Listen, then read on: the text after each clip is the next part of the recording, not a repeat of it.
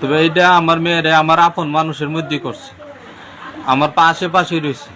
মানে আমার মেয়ের ফোন দিলে আব্বা তুমি কবে আইবে, আব্বা তুমি আজকে আই পড়ো, কখন আই পড়ো।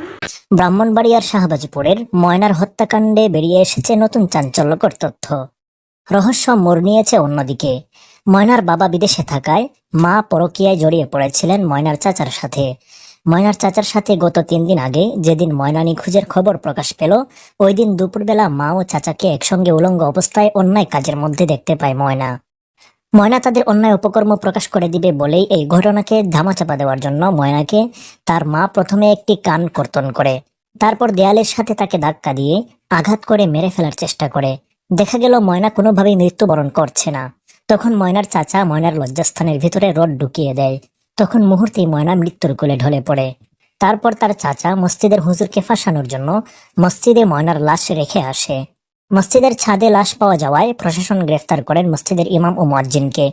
ডিএনএ টেস্ট করে দেখা গেল ইমাম মুয়াজ্জিন দুজনেই নির্দোষ, কিন্তু আদালত সসম্মানে মুক্তি না দিয়ে মিথ্যা মামলা দিয়ে 2 দিনের রিমান্ড মঞ্জুর করেছে। দাঁড়িয়ে টুপি থাকায় আজ সমাজ আর রাষ্ট্র অবজ্ঞার নজরে দেখছে তাদের।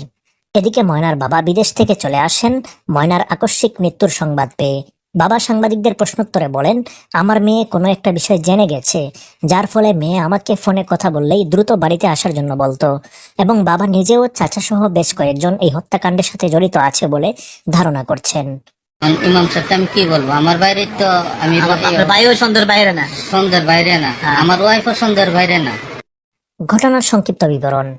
9 বছর বয়সী ময়না নামের মেয়েটি গত শনিবার সাথীদের সাথে খেলতে গিয়ে বাসায় ফিরতে দেরি হওয়ায় মেয়ের মা আশেপাশে তাদের সকল আত্মীয় স্বজনের বাড়িতে খোঁজ নিয়ে জানতে পারেন তাদের বাড়িতেও যায়নি।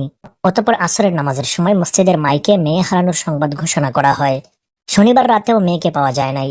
সকালে মসজিদে মক্তবের ছাত্রছাত্রীরা পড়তে এসে 2য় তলায় ময়নার লাশ দেখতে পায়। তারা ময়নাকে দেখে ইমাম সাহেবকে জানায়। ইমাম সাহেব ময়নার মাকে খবর দেন। মসজিদের নিচ তলায় ইমাম সাহেব পড়ান আর 2য় তলায় মুয়াজ্জিন সাহেব পড়ান।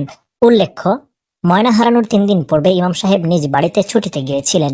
যেদিন ময়না হারায় সেদিন তিনি মাগরিবের নামাজের পূর্বে বাড়ি থেকে মসজিদে এসে পৌঁছান। সম্মানিত ভিউয়ার্স, এই হত্যাকাণ্ডের সাথে আসলে কে জড়িত থাকতে পারে? অবশ্যই আপনাদের মতামত কমেন্টে জানিয়ে দিন। ধন্যবাদ।